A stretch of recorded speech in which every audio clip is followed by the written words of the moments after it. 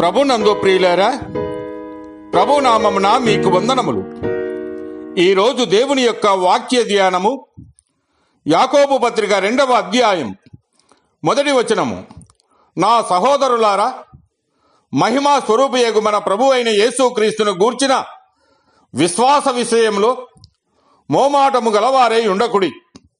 దేవుడి ఈ మాటలు దీవించి ఆశీర్వదించునుగాక. గమనించండి ప్రియులారా, మహిమా విశ్వాసులైన వారు యేసుక్రీస్తు విషయంలో మోమాటము పడకూడదని గట్టిగా చెప్పుతూ ఉన్నాడు. విశ్వాసముంచిన మనమందరము ఒక్కటే అనే సత్యమును మన జీవితంలో కనబడవలనని కోరుకుంటున్నాడు. దానికి ఒక పోలిక ఆయన చెబుతూ ఉన్నాడు. ధనవంతులు పలుకుబడి గలవాడును విద్యావంతులను వారి వారి హోదాలను బట్టి సంఘములో ఆధిక్యతనిచ్చి పేదవారిని, విద్య లేని వారిని అగౌరవపరచకూడదని సెలవిస్తూ ఉన్నాడు. అనగా అందరి పట్ల సమాన భావము కలిగి ఉండాలి.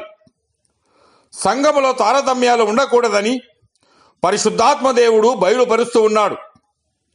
యేసుక్రీస్తును మన సొంత రక్షకుడుగా అంగీకరించిన మనమందరము ఆయన బిడ్డలమే. ఇది మన హోదా గాని లోకములోనే భౌతికమైన వాటిని బట్టి మనం గౌరవించబడకూడదు.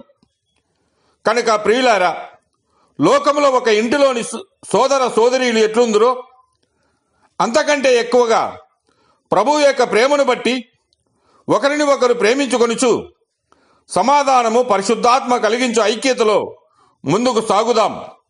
దేవుడు మిమ్మల్ని దీవించి ఆశీర్వదించునుగాక.